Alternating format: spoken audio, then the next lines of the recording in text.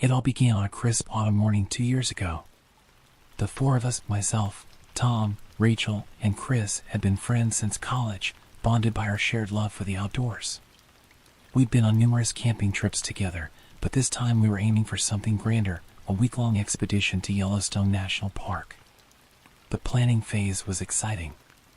We spent countless evenings huddled around my dining room table, poring over maps, guidebooks, and online forums. Tom, always the organizer, created a detailed spreadsheet of our itinerary, gear list, and budget. Rachel, our resident biologist, was particularly thrilled about the prospect of seeing the park's diverse wildlife. Chris, the adventurous one, kept pushing for us to explore some of the less traveled areas of the park. As for me, I was just happy to be going on this trip with my closest friends. Life had been hectic lately with work and family commitments, and I was looking forward to disconnecting from the digital world and reconnecting with nature. We decided to drive from our hometown in Colorado, making it a road trip within a trip. The journey itself was memorable, filled with sing-alongs to 80s rock ballads, heated debates about the best trail mix combinations, and stops at quirky roadside attractions. Arriving at Yellowstone was like entering another world. The sheer scale of the place was overwhelming. We entered through the east entrance, and almost immediately we spotted a herd of bison grazing peacefully near the road. Rachel was in her element, rattling off facts about the animals' behavior and the park's ecosystem. Our first couple of days went exactly as planned. We set up camp at Bridge Bay Campground, which would serve as our base for exploring the southern part of the park. The campground was bustling with other visitors, creating a festive atmosphere. We spent our evenings exchanging stories with fellow campers from all over the world. During the day, we hit all the major attractions. Old Faithful was as impressive as we'd imagined, erupting with clockwork precision. The Grand Prismatic Spring left us in awe with its otherworldly colors. We hiked around the Grand Canyon of the Yellowstone, marveling at the thunderous waterfalls and the golden hues of the canyon walls. But it wasn't all sightseeing. We also had our share of small adventures. On our third day, while hiking near Mud Volcano, we had a close encounter with a young grizzly bear. We remembered our wilderness training: stay calm, make noise, and slowly back away. The bear seemed more curious than aggressive, and after a tense few minutes, it ambled off into the bushes. The experience left us exhilarated, but also more cautious. As we moved into the second half of our trip, we decided to be more spontaneous. We left Bridge Bay and headed north, planning to find campsites as we went along. This decision would lead us to the unforgettable events that would conclude our trip. We spent a day exploring the Lamar Valley, often called America's Serengeti due to its abundant wildlife. We saw wolves in the distance, watched playful river otters, and even spotted a majestic elk. The vastness of the valley, with its sweeping vistas and diverse ecosystems, made us feel small in the grand scheme of nature. That night, we camped at Slough Creek Campground. The stars were incredible, with the Milky Way stretching across the sky in a dazzling display. We stayed up late, identifying constellations and sharing our hopes and dreams for the future. The next day, we decided to venture off the beaten path a bit. Chris had heard about some lesser-known geothermal features in a more remote area of the park. We spent the day hiking, marveling at bubbling mud pots and steaming fumaroles that few tourists ever see. As evening approached, we realized we had strayed quite far from any designated campgrounds. We were worried at first. We had our gear, and backcountry camping is allowed in Yellowstone with proper permits, which we had obtained as a precaution. However, as darkness fell, an uneasy feeling began to settle over us. The landscape seemed different in the twilight, less welcoming. We drove for what felt like hours, looking for a suitable place to camp or a way back to more populated areas. It was well past midnight when we finally came across a clearing that looked like it had been used for camping before. There were a few stone fire rings scattered around, and the ground was relatively flat. Exhausted and out of options, we decided to set up camp there. Setting up the tent in the dark was a challenge. We worked by the light of our headlamps and the car's headlights, our shadows dancing eerily on the surrounding trees. The usual banter and joking that accompany our camp setups was absent, replaced by a tense silence broken only by necessary communication. Too tired to cook or even chat, we crawled into our sleeping bags almost immediately. The night was unusually quiet, no crickets chirping, no rustling of small animals in the underbrush. In retrospect, this silence should have been our first warning. I'm not sure how long I slept before I was shaken awake. Tom's face loomed over me, his expression a mix of confusion and fear. "Listen," he whispered urgently. At first, I heard nothing unusual. Then, as my senses sharpened, I noticed it: bird calls. Lots of them, coming from all directions. This might not seem strange, except for two things. It was the middle of the night, hours away from dawn, and the calls didn't sound quite right. We woke Rachel and Chris, and all huddled in the tent, straining our ears. The bird sounds were varied. Some sounded like owls, others like songbirds, but the timing and rhythm were off. They seemed to be coming closer, then receding, almost like signals. Rachel, with her biology background, was the first to verbalize what we were all thinking: those aren't birds. At least, not all of them. The realization sent a chill down my spine. If they weren't birds, what were they? And more importantly, who was making these sounds? We decided to investigate, more out of a need to do something than any real hope of understanding what was happening. Quietly, we unzipped the tent and stepped out into the clearing. The night was clear and cold, the moon casting an ethereal glow over the landscape. We huddled next to our car, using it as a shield and a potential quick escape. The bird calls had stopped as soon as we exited the tent, leaving an eerie silence in their wake. We stood there for what felt like hours, but was probably only a few minutes, our eyes straining to penetrate the darkness at the edge of the clearing. That's when we saw the movements in the shadows, just at the tree line. At first, I thought my eyes were playing tricks on me, but then I heard Chris's sharp intake of breath and knew he had seen it too. The shapes were humanoid, but moved with an unnatural fluidity. They seemed to flit from tree to tree, always just at the edge of visibility. I couldn't make out any details, but the rawness of their movement made my heart race. We didn't need to discuss our next move. As if triggered by some unspoken signal, we all scrambled for the car doors. I fumbled with the keys, my hands shaking so badly I could barely get them into the ignition. As the engine roared to life and the headlights illuminated the clearing, we saw them clearly for the first time. Two figures stood at the edge of the woods, and the sight of them is forever etched in my memory. They were human in shape, but that's where the similarity ended. Their bodies were gaunt, almost skeletal, and covered in what looked like layers of mud and leaves. But it was their eyes that truly terrified me. They reflected the light like an animal's, glowing an eerie yellow in the beam of the headlights. I slammed the car into reverse, then drive, and we tore out of the clearing as fast as we dared on the rough road. In the rearview mirror, I caught a glimpse of more figures emerging from the woods, moving with that same unsettling grace. We drove through the night, not daring to stop until we reached a main road.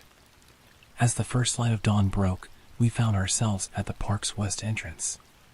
We were safe, but shaken to our core. We reported our experience to the park rangers, who listened politely but skeptically. They assured us they would investigate, but warned us that many things could look strange in the dark woods at night. We knew what we had seen was more than a trick of the light or an overactive imagination, but we also knew how unbelievable our story sounded. The experience changed us, both individually and as a group. Tom became obsessed with researching unexplained phenomena in national parks. Rachel threw herself into studying nocturnal animals and their behaviors, as if trying to find a scientific explanation for what we had encountered. Chris, ironically, became more cautious in his adventures, always making sure to stay on marked trails and populated areas. As for me, I found myself torn between wanting to forget the whole experience and needing to understand it. I've returned to Yellowstone twice since then, trying to retrace our steps and find that clearing. I never could, and part of me is relieved about that.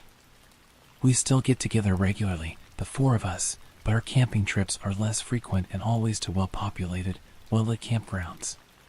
We've tried to make sense of what happened that night, coming up with theories ranging from the plausible, an unknown indigenous tribe or a group of extreme survivalists, to the fantastic, supernatural beings or some kind of government experiment. The truth is, we'll probably never know exactly what we encountered in that remote corner of Yellowstone. But the experience taught us a valuable lesson about respecting the unknown and the importance of staying vigilant even in seemingly safe environments. Yellowstone remains a place of incredible beauty and wonder, but for us, it also holds a mystery that continues to haunt our dreams and fuel our conversations. It's a reminder that even in our modern, mapped, and GPS-tracked world, there are still mysteries out there waiting in the dark corners of the wilderness. I understand. You want the story to remain realistic, similar to the original version. I'll revise the expanded story to keep it grounded in reality, removing any supernatural or overly dramatic elements. Here's a more realistic expansion of your original camping tale. The crisp mountain air filled my lungs as I stepped off the plane in Colorado. My college friends and I had been planning this camping trip for months, a tradition we kept alive since graduation to stay connected despite our busy lives. This year, we'd chosen the rugged beauty of the Colorado mountains for our annual adventure. After collecting our luggage, we made our way to the rental car agency. The excitement was palpable as we loaded our gear into the trunk of a sturdy SUV, perfect for navigating the winding mountain roads ahead. As we pulled out of the airport, I couldn't help but feel a mix of anticipation and nostalgia. These trips were always a highlight of my year, a chance to reconnect with old friends and escape the hustle of everyday life. The drive into the mountains was breathtaking. Towering pines lined the roads, their branches reaching towards the clear blue sky. We chatted animatedly, catching up on each other's lives and reminiscing about our college days. As the elevation increased, the air grew cooler, and I felt a sense of peace wash over me.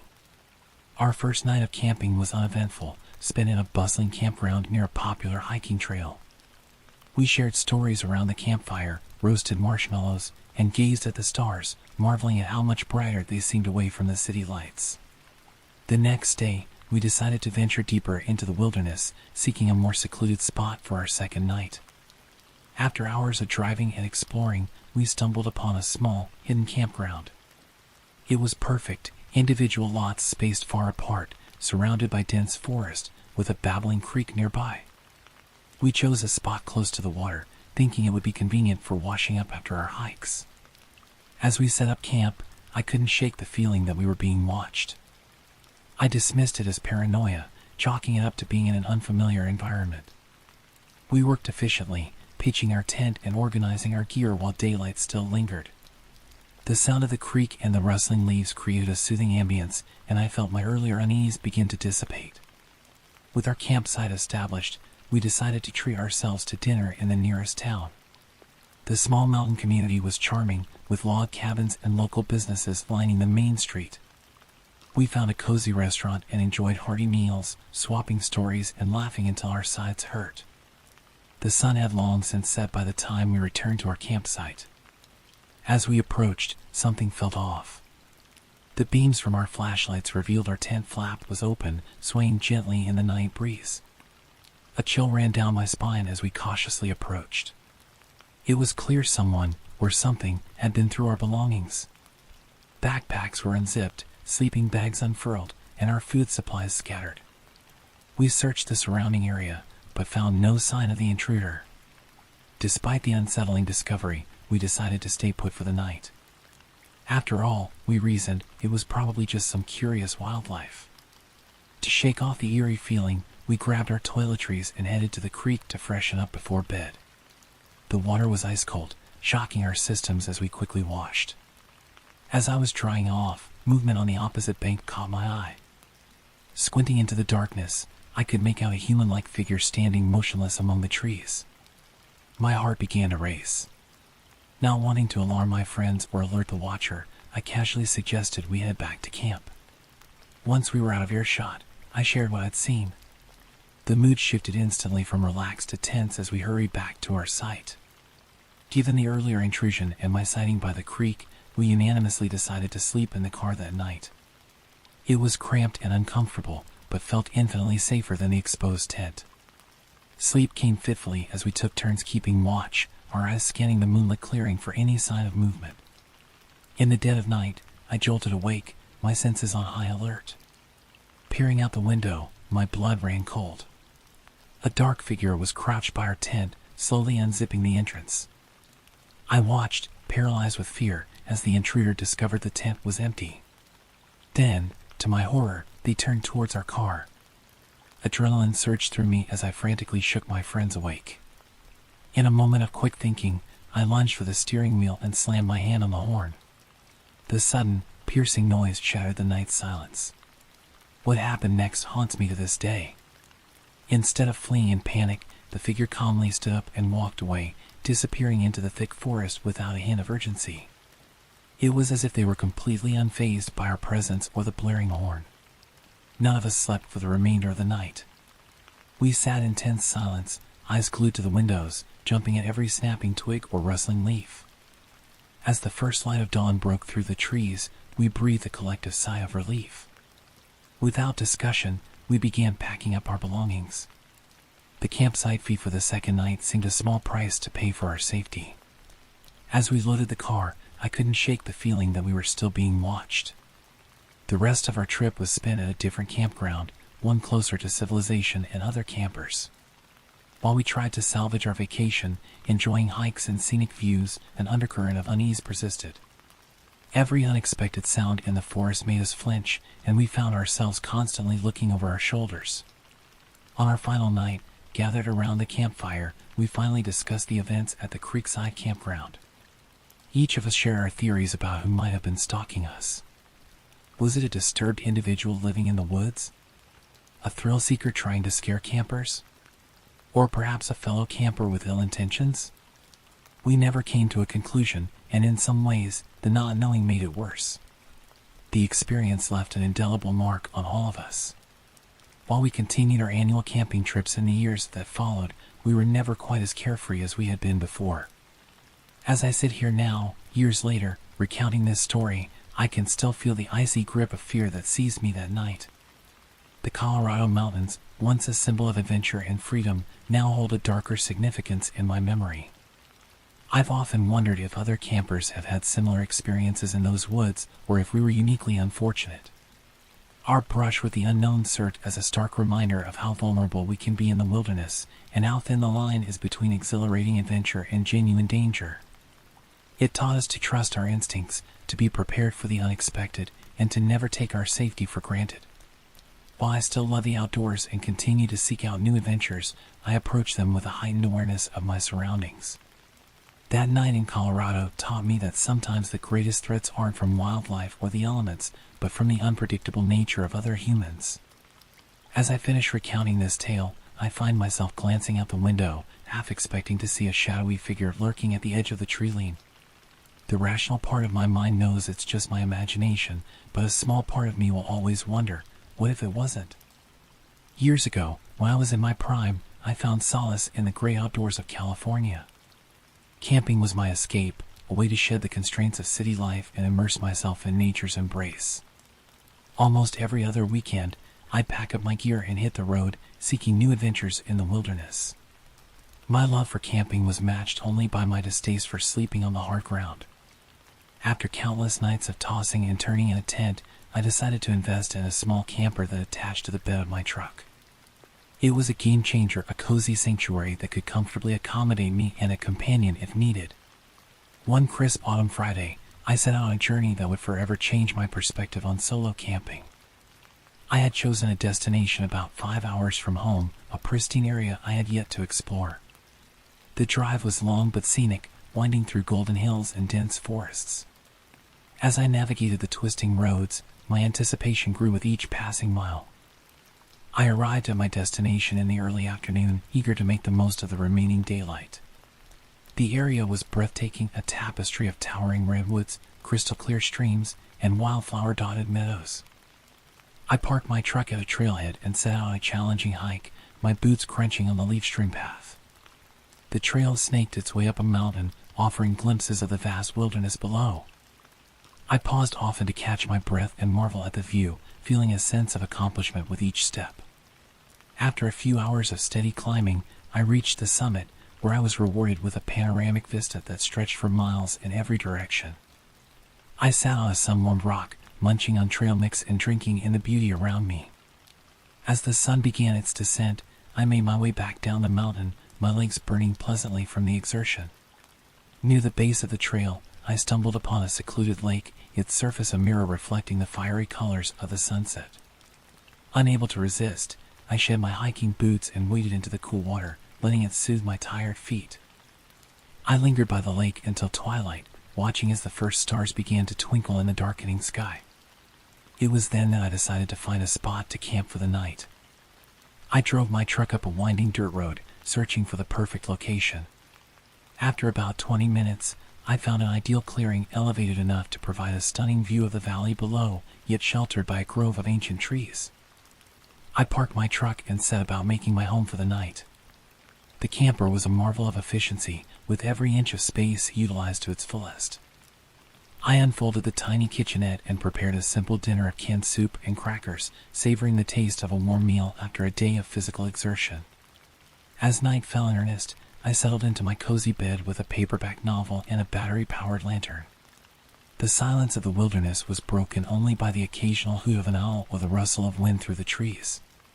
It was in these moments that I felt most at peace, far removed from the chaos of everyday life. I must have been reading for an hour or so when I first heard it, the unmistakable sound of footsteps crunching on gravel. At first, I dismissed it as my imagination or perhaps a small animal foraging nearby. But as the sounds grew closer and more distinct, I felt a prickle of unease run down my spine. In all my years of camping, I had rarely encountered other people in such remote locations, especially after dark. I closed my book and held my breath, straining my ears to catch any further sounds.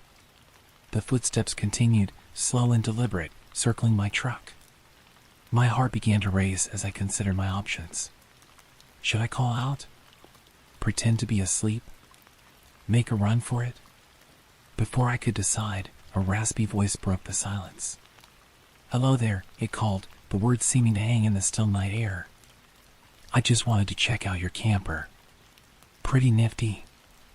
I swallowed hard, my mouth suddenly dry. The voice sounded male, with an odd, lilting quality that set me on edge. Summoning my courage, I called back, trying to keep my voice steady. "Hi," I said, louder than necessary. "I appreciate your interest, but it's late. I'd be happy to show you the camper in the morning if you're camping nearby." There was no immediate response, just an eerie silence that seemed to stretch on forever. Then, I heard muttering, low and indistinct, but clearly coming from just outside my camper. I couldn't make out the words, but the tone sent chills down my spine. I tried to return to my book, hoping that whoever was out there would take the hint and leave. But the footsteps didn't retreat. Instead, they began to move around my truck, slow and purposeful. I could hear them crunching on the gravel, pausing occasionally before continuing their circuit. My camper had small, porthole-like windows on each side, covered with curtains for privacy. With trembling hands, I peeled back one of the curtains just a fraction, peering out into the darkness. The moon had risen, casting a pale light over the clearing, but I couldn't see anyone. The footsteps had moved to the front of my truck, out of my line of sight. I was debating whether to turn on my exterior lights when I heard a soft thump on the hood of my truck. My blood ran cold as I realized what was happening. Whoever was out there had climbed onto my vehicle and was now crawling across the roof towards the camper. Anger flared within me, momentarily overshadowing my fear.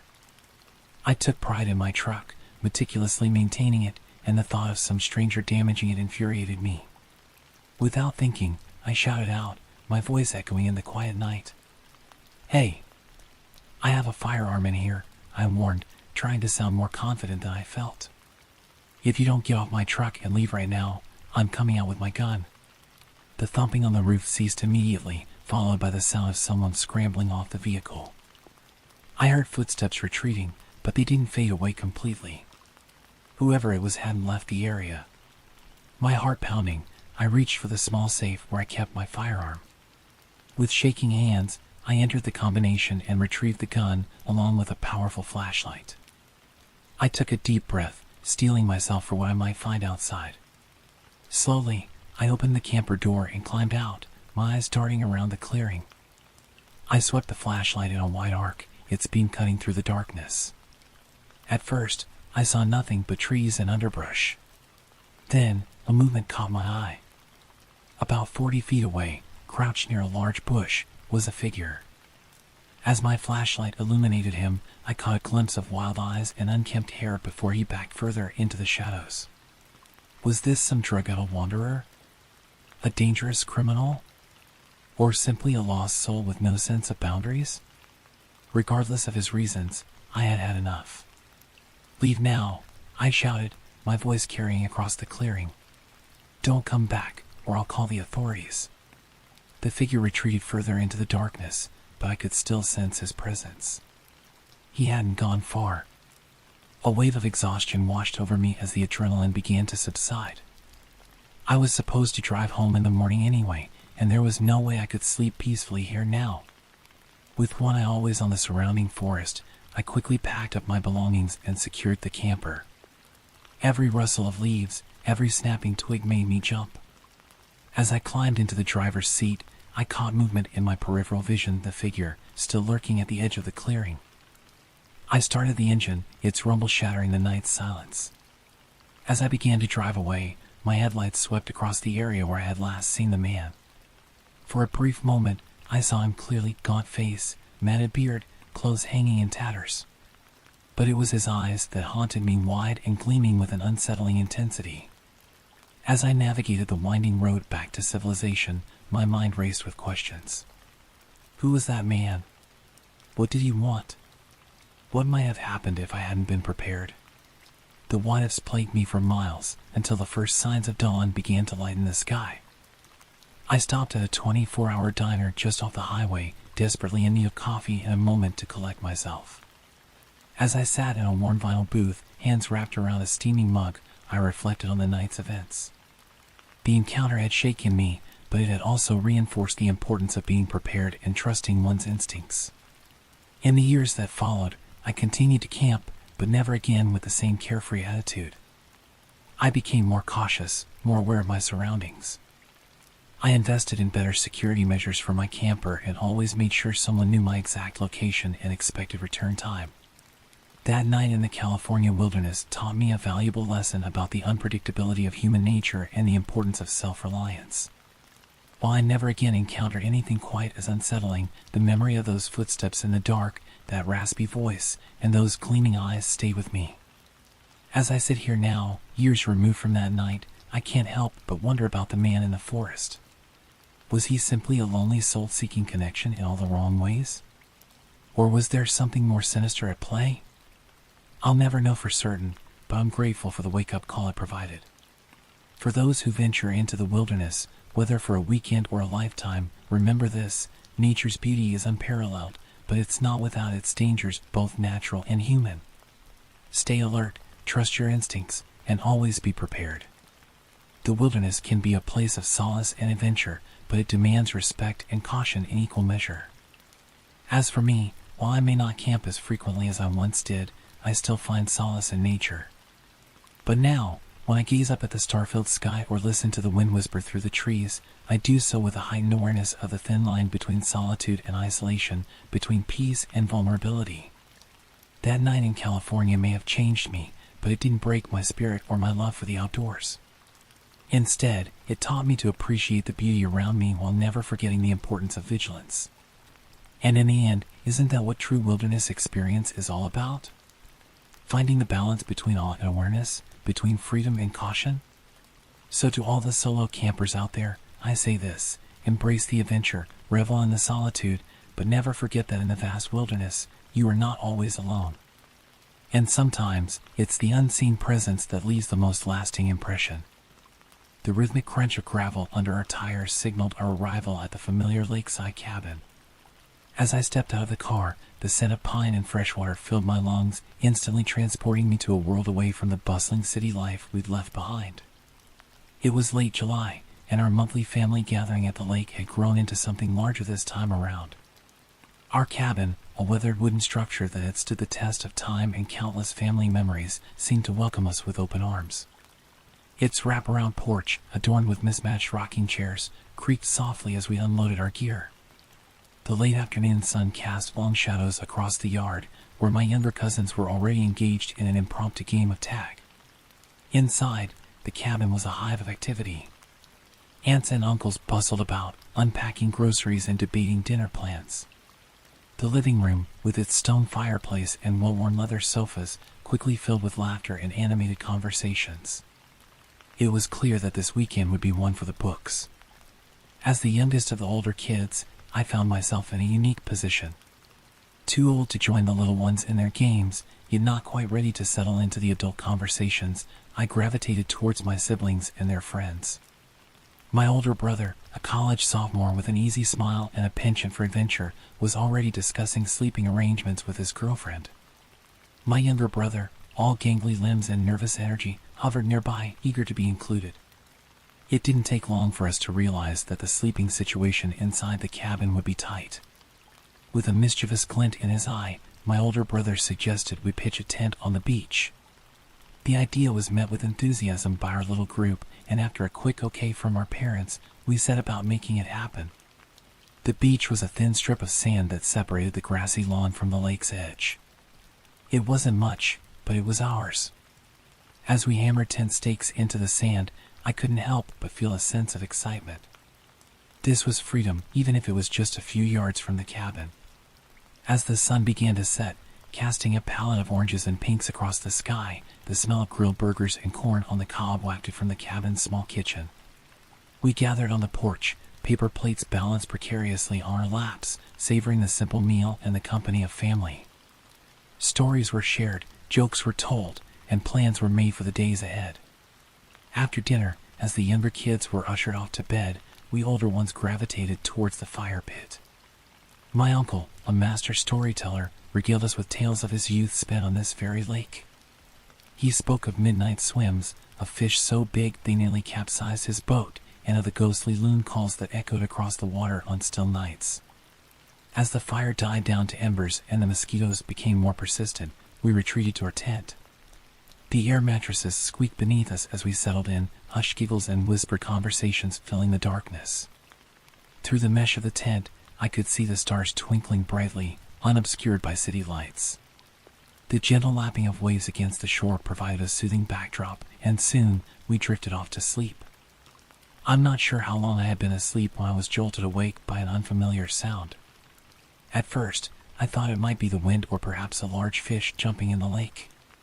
But as I lay there, fully alert now, I realized it was the low hum of a boat engine. Fishing at night wasn't uncommon on our lake. In fact, some of the best catches were said to happen under the cover of darkness. But something about this particular engine sound set me on edge. It was too close, far closer than any respectful fisherman would venture to the shoreline at night. I nudged my older brother awake, whispering urgently about the strange noise. He listened for a moment, his brow furrowing in confusion. Without a word, we carefully extricated ourselves from our sleeping bags, trying not to wake the others. The night air was cool against my skin as we unzipped the tent and stepped out onto the beach. The moon, nearly full, cast an eerie glow across the water. We made our way to the dock, our bare feet silent on the wooden planks. What we saw next is something I'll never forget. A fishing boat, its engine humming quietly, was drifting slowly past our property. But what made my breath catch in my throat was the fact that the boat appeared to be completely empty. We stood, rooted to the spot, as the ghostly vessel continued its eerie journey. The moonlight glinted off its metal surface, creating an almost ethereal glow.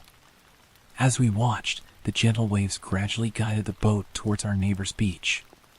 The silence of the night was suddenly shattered by a cacophony of barks. Our neighbor's dog, a large German shepherd named Max, had obviously sensed something amiss and was raising the alarm. Within seconds, our own dogs joined in, their barks echoing across the water.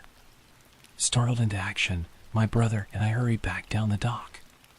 We were about to head up the hill to the cabin when movement caught my eye. From the inky shadows of our neighbor's property, a figure emerged. My heart leapt into my throat as I took in the surreal sight. The figure was clad entirely in black, a wetsuit clinging to their form. Their face was obscured by a mask and goggles, giving them an otherworldly appearance. Time seemed to slow as the figure sprinted past us, no more than 90 feet away. Despite the warm summer night, I felt a chill run through my body. The figure moved with purpose, making a beeline for the previously empty boat. In a matter of seconds, the mysterious intruder had boarded the vessel and fired up the engine. As the boat began to pull away from the shore, the figure turned towards us. Even from a distance, I could feel their gaze upon us, standing frozen on the beach. Then, in a spray of water, they were gone, disappearing into the vastness of the lake. My brother and I stood in stunned silence for what felt like an eternity. The dogs continued to bark, but it seemed distant, as if coming from another world. Eventually, we gathered our wits enough to return to the tent, though sleep eluded us for the rest of the night. As the first light of dawn began to creep across the sky, we heard commotion from the direction of our neighbor's cabin. Voices raised in alarm, car doors slamming, and the unmistakable wail of approaching sirens broke the morning stillness. We emerged from our tent to find the adults already gathered on the porch, looks of concern etched on their faces. Our neighbor, Mr. Johnson, was pacing back and forth, gesticulating wildly as he spoke to a police officer. It didn't take long for the story to emerge.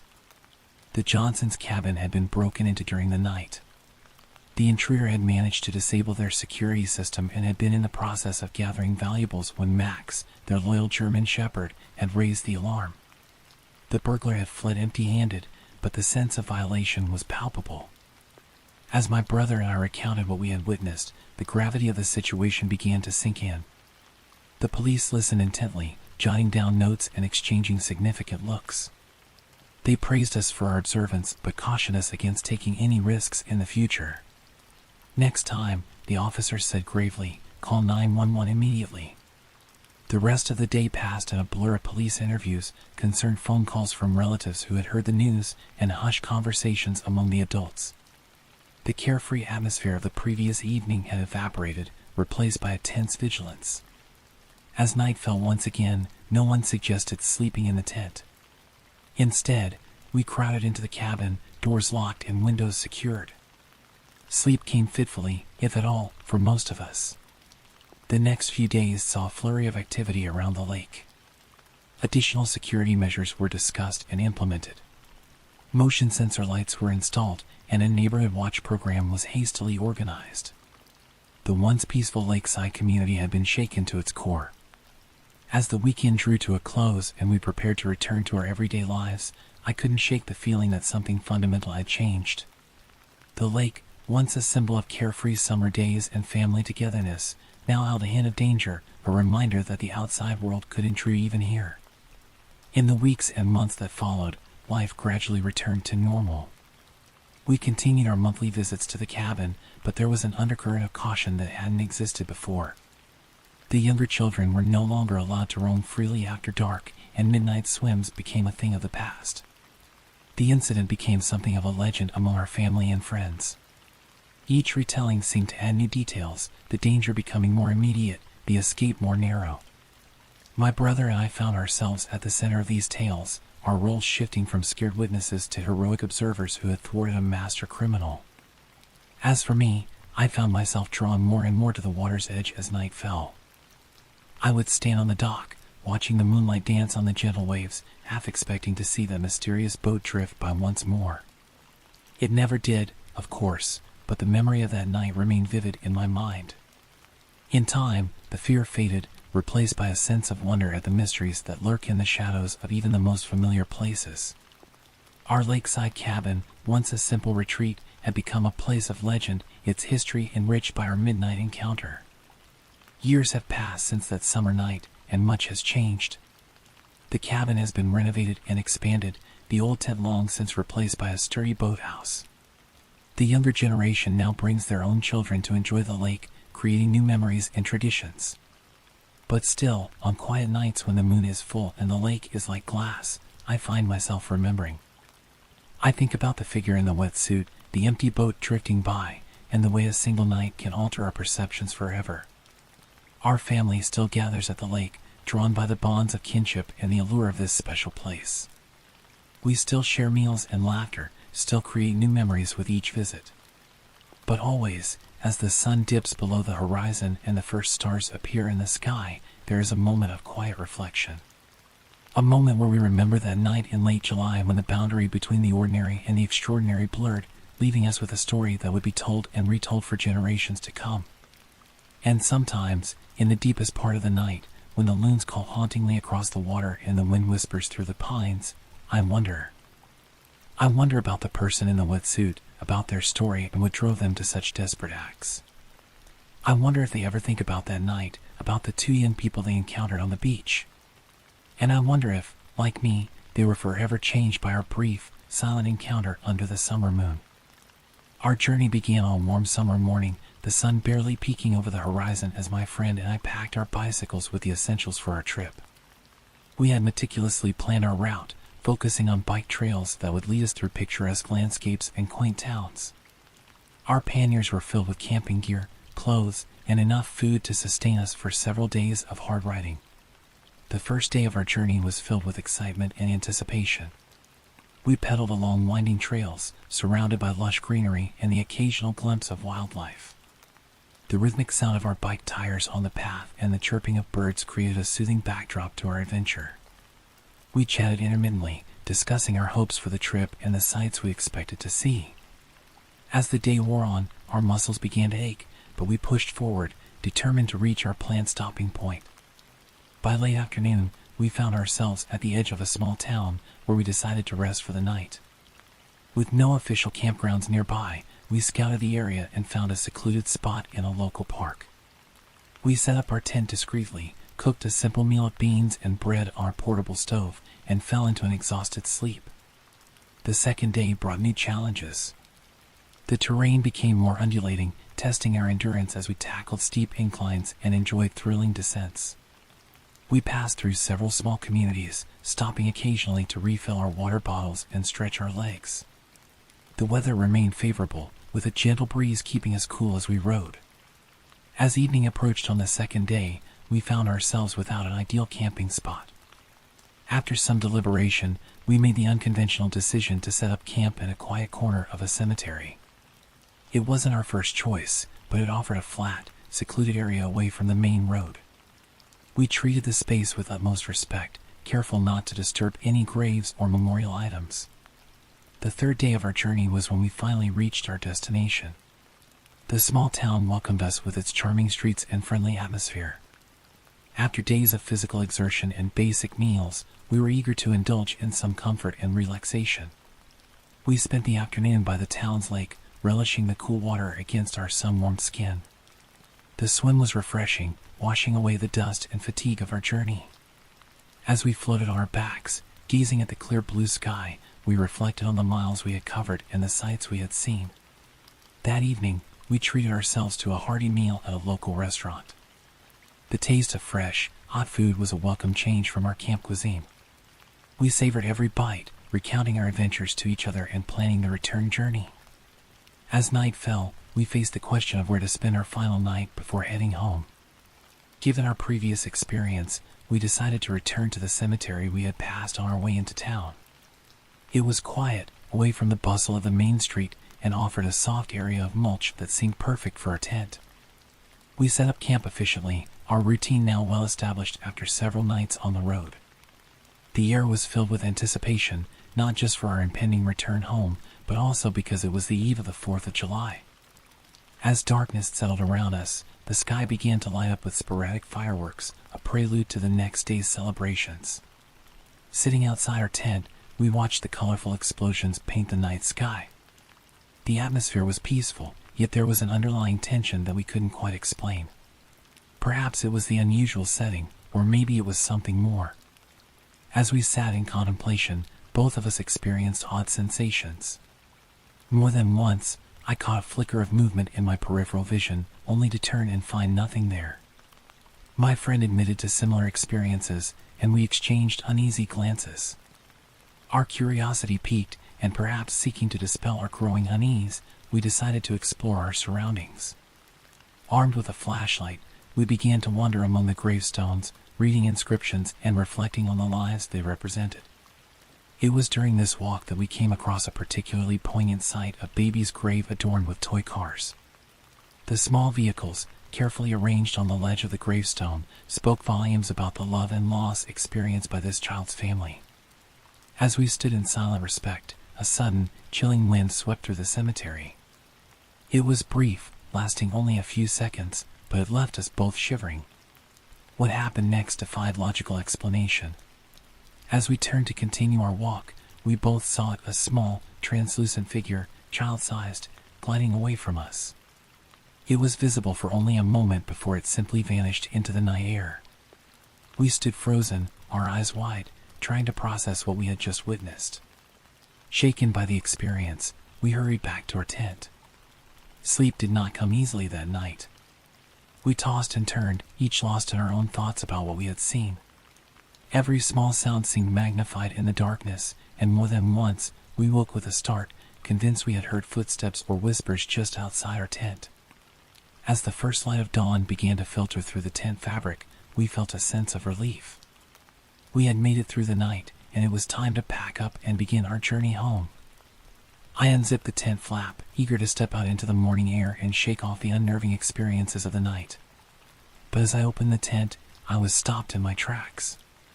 There, on the ground just outside our tent, lay 2 toy cars. They were identical to the ones we had seen on the baby's grave the night before. My friend and I exchanged bewildered looks, each silently questioning if the other had moved the cars during the night. But we both knew we hadn't left the tent. With a mixture of awe and trepidation, we walked back to the baby's grave. Sure enough, there were 2 empty spots where cars had been the previous evening. We carefully placed the cars back in their original positions, our hands trembling slightly as we did so. As we packed up our campsite and prepared to leave, a profound silence hung between us. The events of the night had shaken our understanding of the world. I had always considered myself a skeptic when it came to supernatural occurrences, but what we had experienced in that cemetery was beyond rational explanation. Our ride home was quieter than the journey I had been. We pedaled steadily, each lost in our own thoughts about what we had witnessed. The beautiful scenery that surrounded us seemed somehow different now, as if a veil had been lifted, revealing a world more mysterious and complex than we had previously imagined. As we neared our hometown, we finally began to discuss the events in the cemetery. We shared our fears, our doubts, and our newfound belief in things beyond our understanding. We agreed that while the experience had been unsettling, it had also been profound, opening our eyes to possibilities we had never before considered. Our bicycle trip had started as a simple adventure, a chance to challenge ourselves physically and explore new places. But it had become so much more. We had not only tested our physical limits, but also expanded the boundaries of our beliefs. The memory of that night in the cemetery would stay with us forever, a reminder that there are things in this world that defy explanation, things that can only be understood through experience. As we parted ways at the end of our journey, we made a pact to return to that cemetery one day. Not out of morbid fascination, but out of respect for the experiences we had there and the truths we had glimpsed. We knew that our lives had been changed by this trip, and that we would never look at the world quite the same way again. The toy cars, the ghostly figure, the inexplicable movements, all of these had combined to create an experience that challenged our perceptions of reality. And as we returned to our normal lives, we carried with us a new sense of wonder and a deeper appreciation for the mysteries that surround us every day. Our bicycle trip had been more than just a physical journey. It had been a journey of the spirit, one that had opened our eyes to the possibility that there is more to this world than what we can see and touch. And for that, we were profoundly grateful. It's been 4 years since that 4th of July night, but the memories still haunt me. I've tried to move on, to convince myself it was all just a cruel prank or a shared hallucination brought on by the Texas heat. But deep down, I know what we experienced was all too real. My name is Chris, and I was 22 years old when it happened. I'd just finished my junior year of college, looking forward to a summer of relaxation before diving into my senior year. My friends and I, Neil, Elijah, JD, and Neil's sister Katie, had been inseparable since high school. We'd stayed close even as we went off to different colleges, and our summer reunions had become a cherished tradition. That year, we were all feeling a bit restless. Our small Texas town didn't offer much in the way of excitement, and we were itching for something different. It was Neil who suggested we spend the 4th of July at his grandparents' farmhouse. They're out of town for the week, he said, a mischievous glint in his eye. We'll have the whole place to ourselves. Plenty of space to set off fireworks without worrying about noise complaints. The idea immediately appealed to all of us. A change of scenery, no parents or neighbors to worry about, and the promise of a wild night under the stars. We quickly made plans, pooling our money to buy fireworks and supplies for the trip. The morning of the 4th dawned bright and clear, with the promise of sweltering heat later in the day. I woke up early, a mix of excitement and inexplicable unease fluttering in my stomach. I tried to shake off the feeling as I packed my bag, chalking it up to nerves about the unfamiliar location. We met up at Neil's house around noon.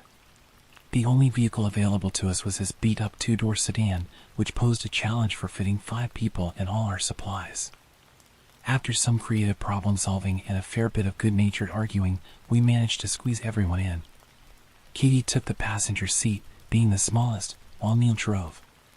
The rest of us contorted ourselves into the back seat, with JD in the middle since he was the skinniest. The drive was about 40 miles, but it felt much longer in the cramped car. The air conditioning struggled to keep up with the July heat, and we were all sweating within minutes. Katie, always prepared, had put together a playlist for the trip. The upbeat music helped keep our spirits high despite the discomfort.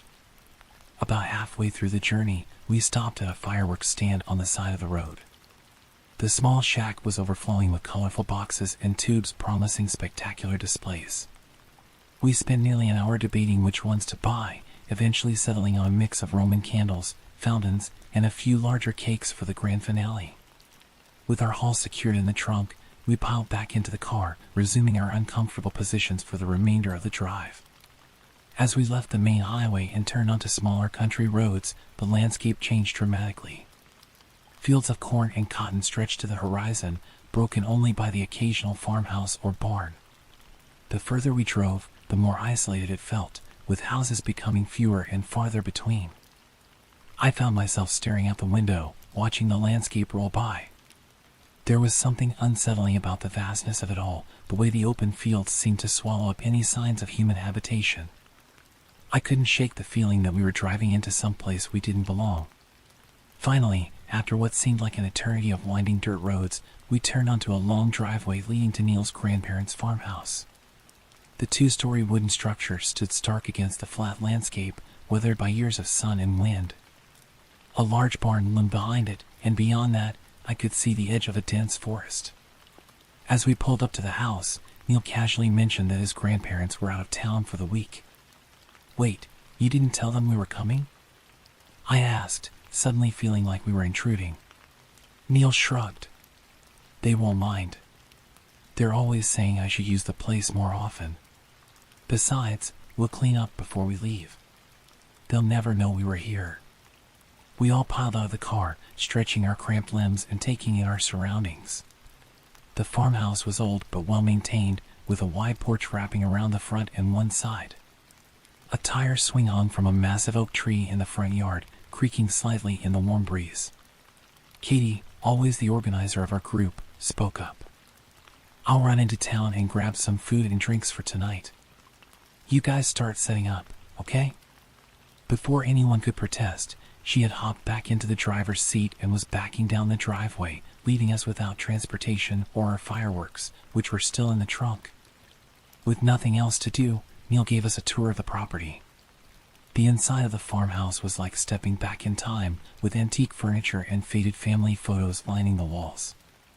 It smelled of old wood and lemon furniture polish, a scent that immediately reminded me of my own grandparents' house.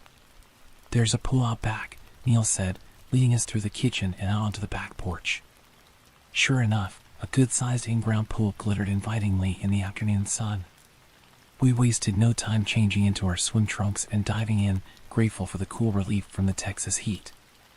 As we splashed and horsed around in the pool, I found my gaze continually drawn to the tree line at the edge of the property.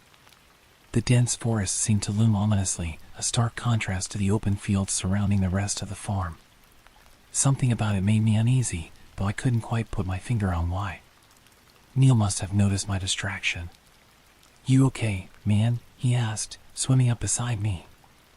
I nodded, trying to shake off the feeling. "Yeah, just, that forest gives me the creeps for some reason." Neil chuckled. "Oh yeah, I forgot to mention. We get wolves out here sometimes.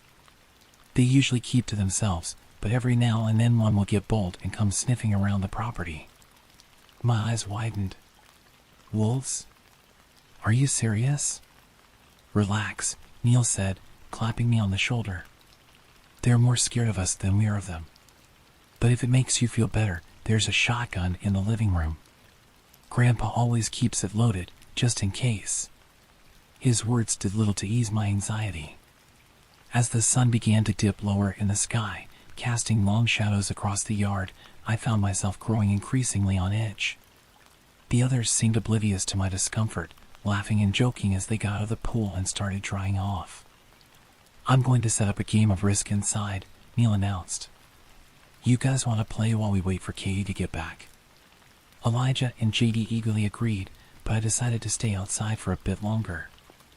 I'll join you in a few, I said, settling into one of the porch chairs. Just want to enjoy the sunset. As the others headed inside, I sat there, my eyes fixed on the forest. The fading light played tricks on my vision, creating shifting shadows that seemed to move of their own accord. More than once, I thought I saw something dart between the trees, only to blink and find nothing there.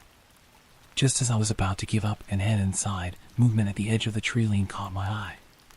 This time, I was sure I hadn't imagined it. A dark figure emerged from the shadows, moving with an odd, jerky gait. My heart began to race as I leaned forward, straining to make out details in the growing darkness. Hey! I called out, my voice shaky. Who's there?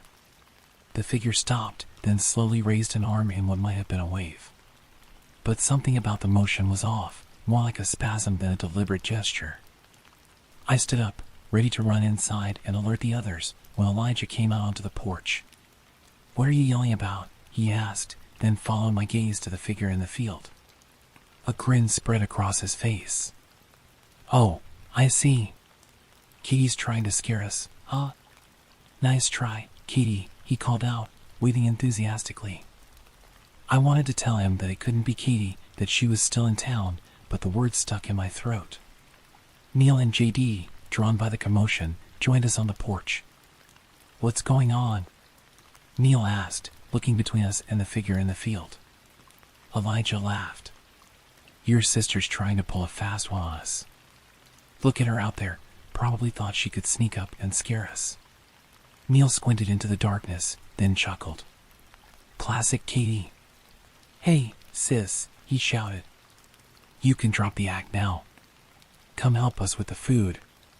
The figure in the field raised its arm again in that strange, jerky motion. Something about the movement sent a chill down my spine. Guys, I said quietly, I don't think that's Dash.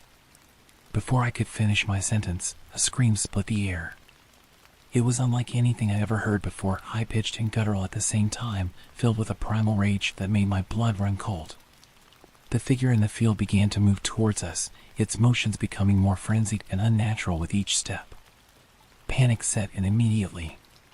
We all scrambled for the door, nearly tripping over each other in our haste to get inside. Neil slammed the door shut behind us, fumbling with the lock. What the hell was that? JD gasped, his face pale with shock. I don't know, Neil said, his voice shaking. But we need to secure the house. Now. We split up, each taking a different section of the house to lock down. I ran from window to window, drawing curtains and checking locks, my heart pounding so hard I thought it might burst from my chest. As I worked, I could hear the others moving around the house, their footsteps quick and panicked. We regrouped in the kitchen, all of us breathing heavily and looking to each other for some kind of explanation or reassurance. Neil had retrieved the shotgun from the living room and was loading it with trembling hands. Okay, he said, trying to sound calm. Let's think this through. It has to be some kind of prank, right? Maybe Katie got one of her friends to help her scare us. JD shook his head.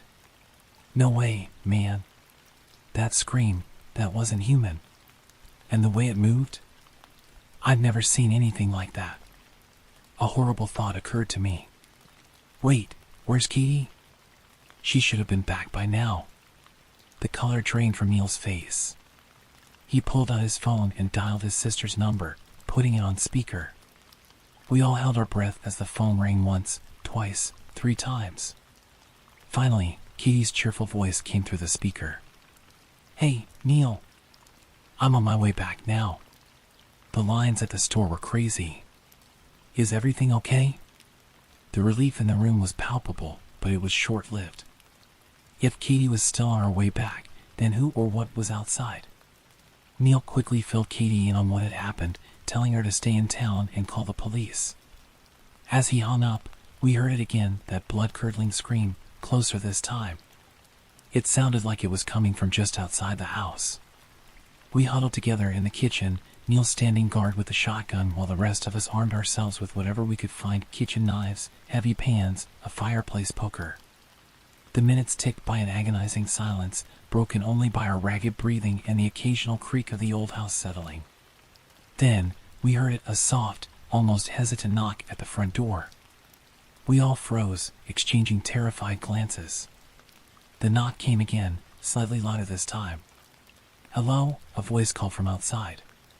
It sounded almost like Katie, but wrong. The pitch was off, the inflection unnatural, as if someone was trying to mimic her voice without quite getting it right. "Let me in. I forgot my key." JD started to stand, but Neil held out an arm to stop him. "That's not Katie," he whispered. "Don't move." The knocking continued, growing more insistent.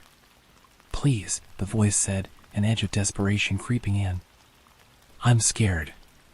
There's something out here. Let me in." I could see the conflict on Neil's face. What if we were wrong? What if it really was Katie out there, in danger? But the memory of that inhuman scream, of the jerky, unnatural movements of the figure in the field, kept us rooted in place. Suddenly, the knocking stopped.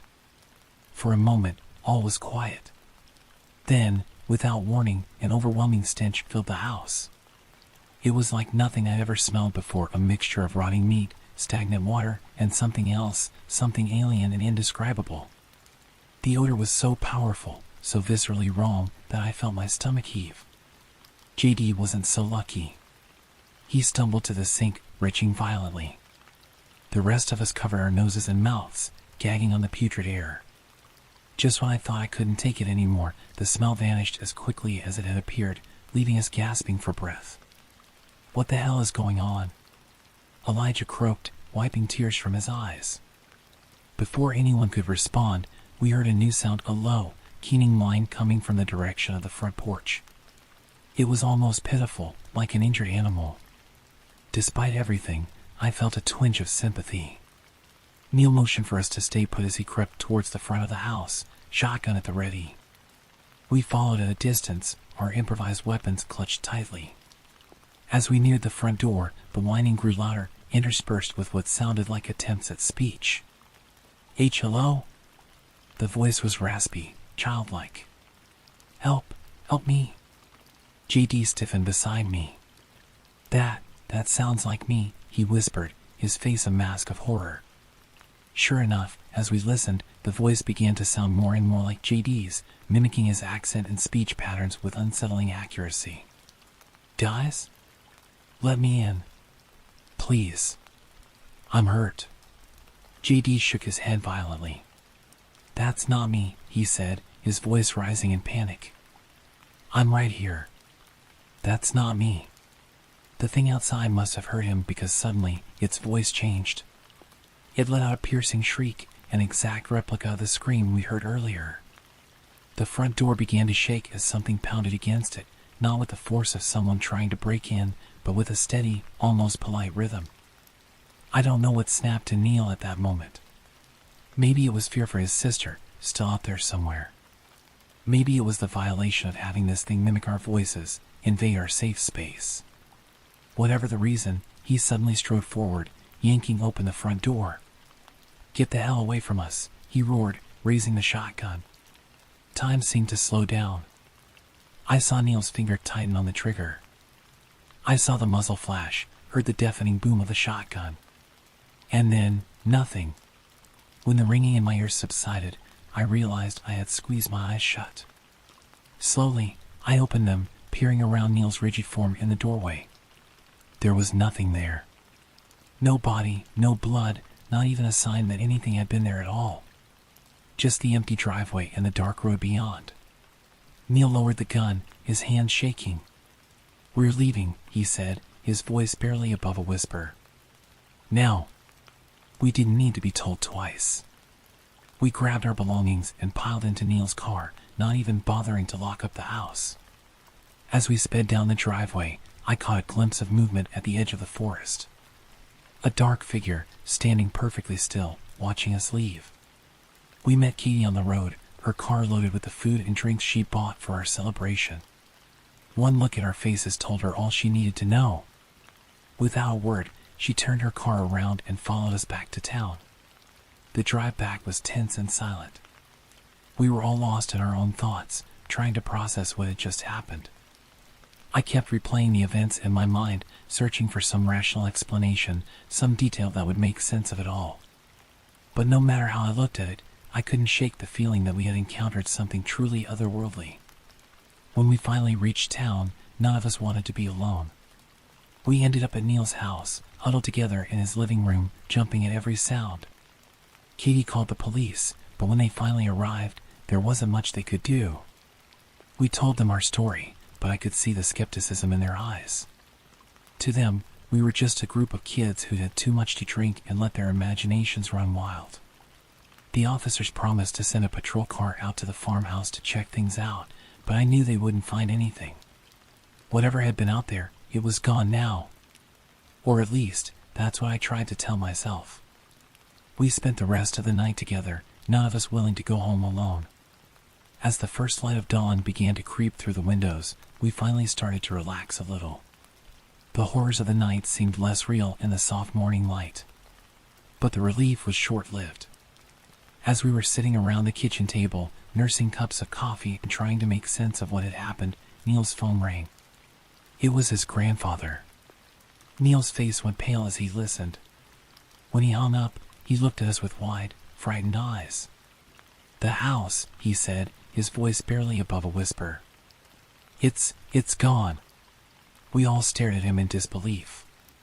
"What do you mean, gone?" Elijah asked.